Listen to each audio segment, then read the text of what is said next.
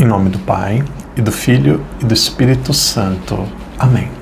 Queridos irmãos e irmãs, sejam muito bem-vindos hoje para mais um dia. Estamos hoje no dia de número 214, livro do profeta Ezequiel, capítulos de número 37, 38 e 39.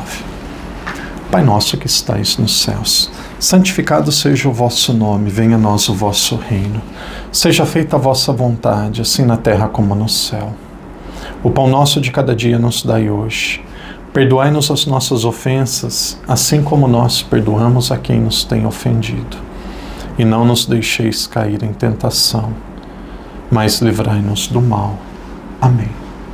Ave Maria, cheia de graça, o Senhor é convosco. Bendita sois vós entre as mulheres, e bendito é o fruto do vosso ventre, Jesus.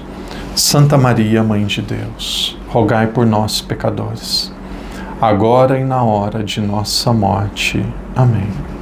Glória ao Pai, ao Filho e ao Espírito Santo, como era no princípio, agora e sempre. Amém.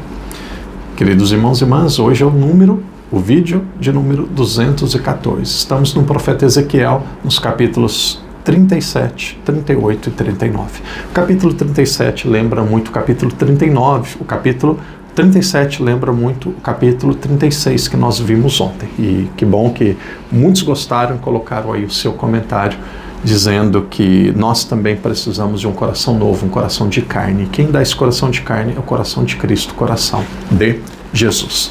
O capítulo 36, lido ontem, e o capítulo 37 hoje são muito parecidos.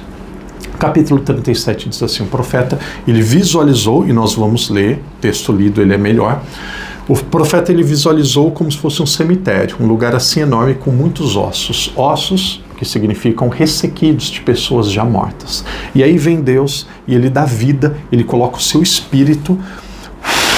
Deus, ele coloca o seu espírito, o espírito que estava na criação, o ruá de Deus. Deus, ele coloca o seu espírito e aqueles ossos tomam vida novamente. Então imagina essa situação, um monte de cadáver, vários cadáveres. E aí vem alguém, sopra e aqueles cadáveres começam a ter vida novamente. É isso que Deus vai fazer. Israel estava morto. Israel estava destruído, o povo tinha sido infiel. Lá na Babilônia, o povo estava sofrendo, o povo estava perdido. Mas aqui nós temos um oráculo de esperança, um oráculo de salvação. O que acontece no capítulo 36? No capítulo 36, o povo tinha um coração de pedra. Deus, ele arranca aquele coração de pedra e coloca um coração de carne. O que acontece nesse capítulo 39, nesse capítulo 37? Capítulo 36, um coração de pedra é arrancado e trocado por um coração de carne. O que acontece nesse capítulo 37? Ossos ressequidos, ossos que estavam praticamente de pessoas mortas. E aí vem Deus, sopra com o Espírito Santo, o Espírito dele, e aí dá vida a essas pessoas. Antes de nós lermos este capítulo 37, se vocês tiverem a Bíblia de Jerusalém, a nota de rodapé da letra A. Peço um pouquinho de paciência, vocês vão ouvindo, vão vendo, aqui é uma explicação, eu não conseguirei explicar tão bem, de forma tão breve como está aqui no rodapé de letra A do capítulo 37 da Bíblia de Jerusalém. Diz assim: o Espírito de Deus, que cria e anima os seres em Gênesis, apodera-se dos homens, especialmente dos profetas. Então veja, no princípio Deus, através do seu Espírito, ele criava, ele se apoderava dos homens, aí agora ele começa a se apoderar dos profetas. Acontece isso em Juízes, capítulo 3, versículo 10. Para dotá-los de poder sobre os homens. Primeiro Deus utiliza o seu Espírito para quê? Para criar os homens. Depois Deus, ele coloca o seu Espírito onde? Para preparar os profetas. Para quê? Para os profetas terem autoridade e conduzirem os homens para a verdade. Então aqui já tem uma grande verdade. Quando a gente ouve falar do Espírito, Espírito de Deus, capítulo 37 de Ezequiel é isso. Em Gênesis, ali no capítulo 1, 2 até o capítulo 6, aparece muito isso. Pelo Espírito de Deus o ser humano é criado. Pelo Espírito de Deus os profetas conduzem os seres humanos. Os tempos messiânicos serão caracterizados pela efusão extraordinária do Espírito. O que é o tempo messiânico? O tempo do Salvador, do Messias. E aqui nós estamos nos aproximando do tempo do Salvador. Então o tempo do Salvador é o tempo do Espírito, que o Espírito seria derramado de forma abundante. O tempo messiânico será caracterizado pela efusão extraordinária do Espírito, atingindo todos os homens para lhes comunicar carismas especiais. Isso aparece em Atos dos Apóstolos, capítulo 2, de 16 a 21. Então aqui nós já temos 3 momentos diferentes de vermos esta reflexão ou a pessoa do Espírito. Aqui é o Espírito Santo mesmo. Primeiro o Espírito Santo cria. Depois o Espírito Santo age através dos profetas. O Espírito Santo cria o ser humano, cria a natureza. Depois o Espírito Santo age nos profetas. Para quê? Para eles conduzirem, direcionarem os homens para a salvação. E aí, por fim, o Espírito Santo aqui acontece em Pentecostes. O Espírito Santo, ele é derramado sobre todas as pessoas e hoje nós recebemos o Espírito Santo através do batismo. Então é assim que nós podemos resumir a ação do Espírito Santo em toda a Sagrada Escritura. Porém, mais misteriosamente o Espírito será para cada um princípio de renovação interior que o tornará apto a observar fielmente a lei divina. Ele será, assim, o princípio da nova aliança. Como água fecundante, fará germinar frutos de justiça e de santidade, que garantirão aos homens o favor e a proteção divina.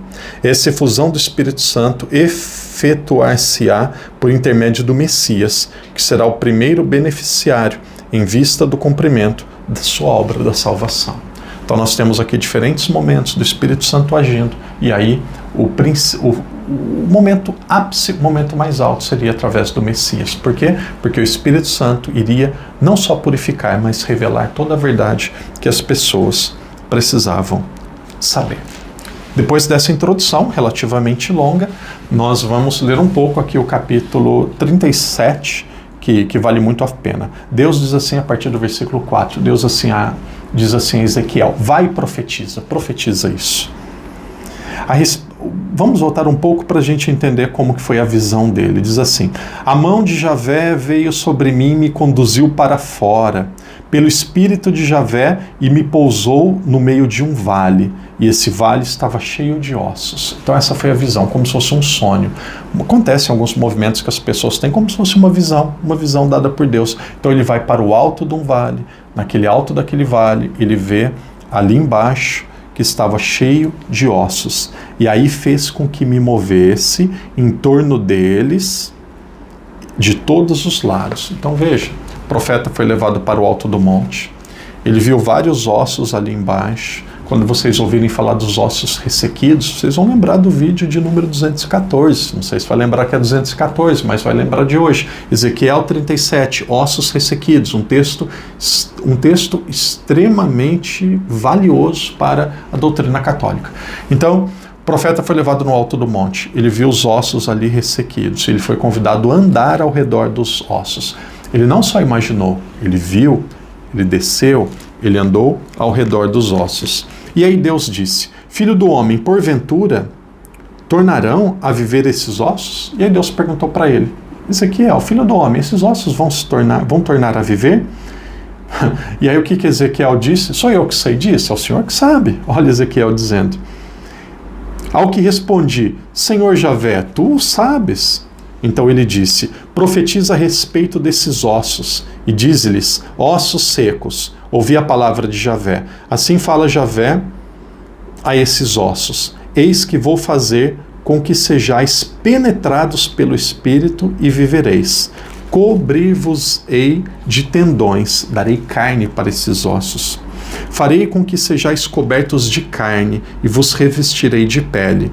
Porém em vós o meu espírito e viverei. Então sabereis que eu sou Javé. Profetizei de acordo com a ordem que recebi.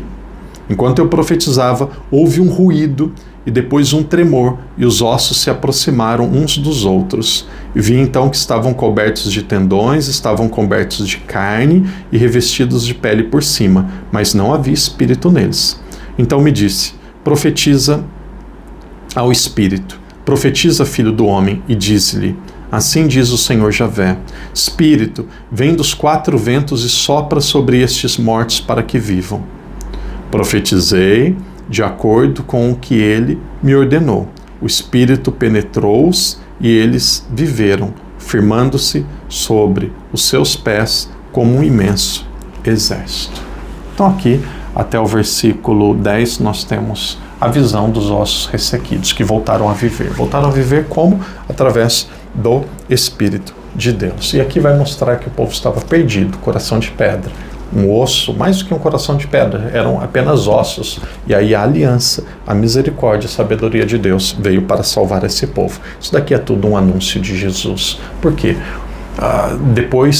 Antes de Jesus, as pessoas morriam e ficavam enterradas. O céu estava fechado. E aí, com a ressurreição, para mim, esse capítulo 37 é meu Deus, que coisa linda. Estou pensando agora, não tinha pensado antes. Esse capítulo 37 é um sinal da ressurreição. Aqui é uma prefiguração da ressurreição. O que é ressurreição? Ressurreição é o corpo que está morto e volta a viver. Volta a viver como? Através do Espírito Santo. O Espírito dá vida para aquele corpo que morreu. Então isso daqui é uma prefiguração daquilo que seria realizado na ressurreição de Cristo e também na ressurreição de cada um de nós. Então esse texto de Ezequiel, capítulo 37, cheira Jesus, cheira o Novo Testamento. Aqui tem o odor do Novo Testamento. O capítulo 37 está grávido de Jesus, está grávido, está gestando o Novo Testamento. É um texto belíssimo, belíssimo, belíssimo. Ler a Bíblia é excelente, meditar e aprofundar é melhor ainda. Que lindo, que lindo, que lindo. A partir do versículo 15, eu poderia ler tudo e comentar tudo. Quem sabe um dia a gente tem oportunidade para isso. A partir do versículo 15, nós vamos ver que Judá e Israel, que eram dois povos diferentes, se tornariam um povo, seriam unidos, eles estariam juntos. E aí, no versículo 24, eu grifei de amarelo, promessa sobre Davi. Davi teria sucessão. A casa de Davi jamais estaria sem um rei. E quem que é o rei hoje na casa de Davi? É Jesus, que é da linhagem de Davi. A casa de Davi jamais estaria destruída. Davi seria rei para sempre. Como que isso poderia acontecer? Através de uma aliança que Deus realizava com o povo, que não teria fim. Aqui no finalzinho, versículo 27 e 28, versículos de esperança. Deus será Deus e haverá também um santuário no meio do povo. Diz assim: a minha habitação, que é o santuário, estará no meio deles, e eu serei seu Deus e eles serão o meu povo. Aqui também pode ser o coração. Deus habita no coração do ser humano. A minha habitação estará no meio deles, e eu serei o seu Deus e eles serão o meu povo. Assim saberão as nações que eu sou Javé e aquele que santifica Israel, quando o meu santuário estiver no meio deles para sempre. Esse capítulo 37, como o capítulo 36, principalmente a primeira parte, são capítulos aqui nobres, capítulos aqui de um valor aqui enorme. Até o final de Ezequiel, aqui não é uma contra-propaganda, mas a gente não vai ter capítulos assim tão ricos e tão bonitos como que nós tivemos agora. Também muito bons, capítulos bons. Faltam, imagino que em torno de 4 dias para terminarmos Ezequiel. 3, 4 dias, vai terminar muito rápido. Na verdade, acho que são só 2 dias para terminarmos Ezequiel. Isso mesmo, 2 dias vamos terminar muito rápido.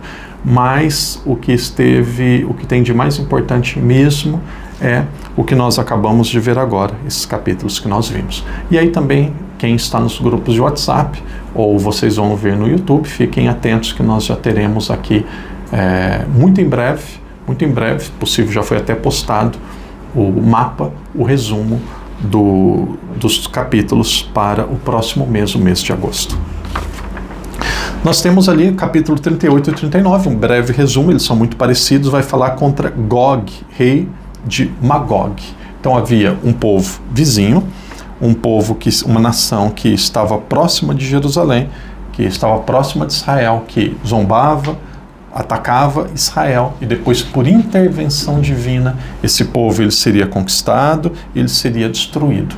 Mas esse capítulo 38, principalmente o 39, vai mostrar que aqui não é só uma questão de guerra, aqui é para mostrar a intervenção divina e também para ser um sinal de purificação de Israel. Israel deveria se purificar, para ser também um sinal de restauração de Israel e para ser um reconhecimento do senhorio de Deus na vida de Israel. Tudo isso mostra o poder de Deus contra os inimigos, tudo também mostra que Deus ele é capaz de realizar milagres, mostra que Israel deveria ser fiel.